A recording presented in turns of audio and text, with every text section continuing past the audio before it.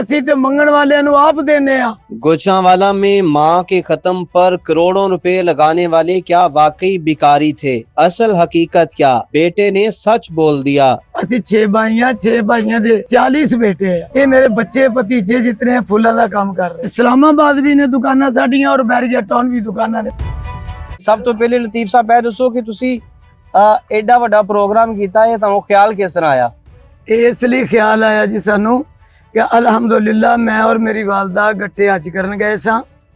ਹੱਜ ਕਰਕੇ ਵਾਪਸ ਆਏ ਤੇ ਸਾਡੀ ਵਾਲਦਾ ਸਾਹਿਬ ਨੇ ਸਾਨੂੰ 6 ਭਰਾਵਾਂ ਨੂੰ ਬਾ ਕੇ ਨਸੀਹਤ ਕੀਤੀ ਕਿ ਬੇਟਾ ਤੁਸੀਂ ਇੰਨਾ ਮੇਰਾ ਨਾਂ ਕੀਤਾ ਹੈ ਕਿ ਮੇਰੇ ਤੋਂ ਪਹਿਲੇ ਮੇਰੀ ਬਲਾਦਰੀ ਚੋਂ ਕਿਸੇ ਹੱਜ ਨਹੀਂ ਕੀਤਾ ਤੇ ਹੱਜ ਕਰਵਾ ਕੇ ਇੰਨਾ ਨਾਮ ਕੀਤਾ ਜੇ ਕਿ ਮੇਰੇ ਜਾਣੇ ਤੋਂ ਬਾਅਦ ਵੀ ਮੇਰਾ ਕੋਈ ਨਾਮ ਬੁਲੰਦ ਕਰੋਗੇ। ਤੇ ਅਸੀਂ ਆਖਿਆ ਅੰਮਾ ਜੀ ਕੀ ਨਾਮ ਬੁਲੰਦ ਕਰਨਾ ਚਾਹੀਦਾ ਹੈ। ਉਹਨੇ ਆਖਿਆ ਬੇਟ ਫਿਰ ਆਇਆ ਮਹਿਮਾਨਾਂ ਨੂੰ ਜਿੱਥੋਂ ਤੱਕ ਸਾਡੀ ਬਲਾਦਰੀ ਹੈ ਸੱਦਿਓ ਤੇ ਸੱਦ ਕੇ ਖਾਣਾ ਖਵਾਇਓ। ਅੱਛਾ ਲਤੀਫ ਸਾਹਿਬ, ਇੰਨਾ ਜ਼ਿਆਦਾ ਚਲੋ ਤੁਹਾਡੀ ਵਾਲਦਾ ਦਾ ਹੁਕਮ ਸੀ, ਠੀਕ ਹੈ, ਲੇਕਿਨ ਇੰਨਾ ਪੈਸਾ ਤੁਹਾਡੇ ਕੋਲ ਕਿਸ ਤਰ੍ਹਾਂ ਆ ਗਿਆ ਕਿ ਤੁਸੀਂ 1.25 ਕਰੋੜ ਤੋਂ 1.5 ਕਰੋੜ ਰੁਪਇਆ ਇਨਵੈਸਟ ਕੀਤਾ? ਇਹ ਪੈਸਾ ਅੱਲਾ ਦਾ ਬਹੁਤ ਕਰਮ ਹੈ, ਸ਼ੁਕਰ ਅਲਹਮਦੁਲਿल्लाह ਕਿ ਮੇਰੇ ਅਸੀਂ 6 ਭਾਈਆਂ ਦੇ 40 ਬੇਟੇ ਆ। ਸਾਡੀਆਂ ਅੱਲਾ ਦੇ ਕੋਈ ਨਾਲ ਦੁਕਾਨਾਂ ਇਸਲਾਮਾਬਾਦ ਜਨਾਸ ਉੱਪਰ ਔਰ ਬੈਰੀਆ ਟਾਊਨ ਸਨ 80 ਤੋਂ ਲੈ ਕੇ ਇਹ ਮੇਰੇ ਬੱਚੇ ਭਤੀਜੇ ਜਿਤਨੇ ਫੁੱਲਾਂ ਦਾ ਕੰਮ ਕਰ ਰਹੇ ਨੇ ਤੇ ਉਹ ਕਮਾਈ ਕੀਤੀ ਹੈ ਕਰਕੇ ਅਸੀਂ ਇਸੇ ਲਈ ਜਮਾ ਕਰਕੇ ਰੱਖੇ ਸੀ ਕਿ ਜਿੱਦਨ ਸਾਡੀ ਵਾਲਦਾ ਫੌਤ ਹੋ ਜੇ ਤੇ ਫੌਤਗੀ ਤੋਂ ਲੈ ਕੇ 40ਵੇਂ ਤੱਕ ਕਰੇ ਪੈਸੇ ਲਾਵਾਂਗੇ।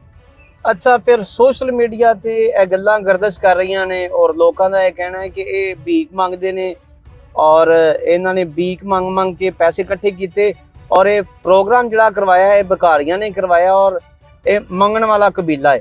ਇਹਦੇ ਵੱਲੋਂ ਤੁਸੀਂ ਕੀ ਆਖੋਗੇ? ਇਹ ਇਸ ਵਾਸਤੇ ਲੋਕਾਂ ਨੇ ਕੀਤੀ ਹੈ ਕਿ ਇਹੋ ਜਿਹਾ ਕੰਮ ਜਾਂ ਇਤਨਾ ਖਾਣਾ ਇਤਨੀ ਸ਼ੋਹਰਤ ਕਿਸੇ ਦੀ ਨਹੀਂ ਸਾਡੇ ਤੋਂ ਪਹਿਲੇ ਹੋਈ। ਉਹਨਾਂ ਲੋਕਾਂ ਨੇ ਚਾਹੇ ਮੇਰੀ ਬਲਾਦਰੀ ਹੈ ਚਾਹੇ ਗੈਰ ਬਲਾਦਰੀ ਹੈ ਉਹਨਾਂ ਜਲ ਕੇ ਸੜ ਕੇ ਔਰ ਇਹ ਸਾਡੇ ਤੇ ਪਤਾਨ ਲਾਇਆ ਹੈ ਕਿ ਮੰਗਣ ਵਾਲੇ ਆ।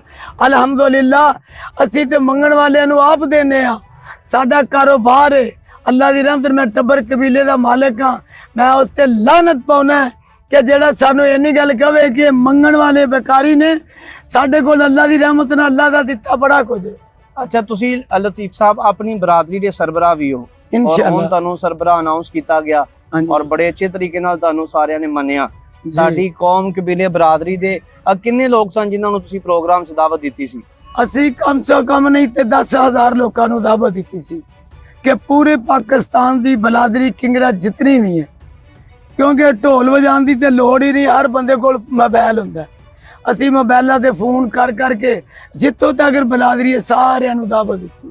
ਤੇ ਤੁਹਾਡੇ ਬੈਂਕ ਅਕਾਊਂਟ ਕਿੰਨੇ ਨੇ? ਤੁਹਾਡੇ ਬੈਂਕ ਅਕਾਊਂਟ ਵੀ ਤੇ ਫਿਰ ਹੁਣ ਦੱਸੇ ਨਹੀਂ ਨਾ ਜਾਂਦੇ ਕਿਉਂਕਿ ਉਹ ਤੇ ਨਹੀਂ ਨਾ ਦੱਸੇ ਜਾਂਦੇ। ਬੈਂਕ ਅਕਾਊਂਟ ਵੀ ਇੰਨੇ ਸਾਡੇ ਹੈਗੇ ਨੇ ਇੰਨੇ ਨਹੀਂ, ਉਹ ਤੇ ਫਿਰ ਇੱਕ ਗੁਫੀਆ ਚੀਜ਼ ਹੁੰਦੀ ਹੈ।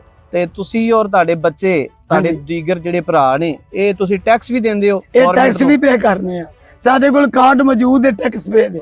ਅੱਛਾ, ਉਹਦੇ ਕੋਈ ਸਬੂਤ ਤੁਹਾਡੇ ਕੋਲ ਹੈ ਨੇ? ਅੱਲਾ ਦੇ ਹੁਕਮ ਹੁਣੇ ਹੀ ਤੁਹਾਨੂੰ ਵਿਖਾਣੇ ਆ। ਕਿੰਨਾ ਟੈਕਸ ਤੁਸੀਂ ਮਹੀਨੇ ਦਾ ਅਦਾ ਕਰਦੇ ਹੋ ਜਾਂ ਸਾਲ ਦਾ?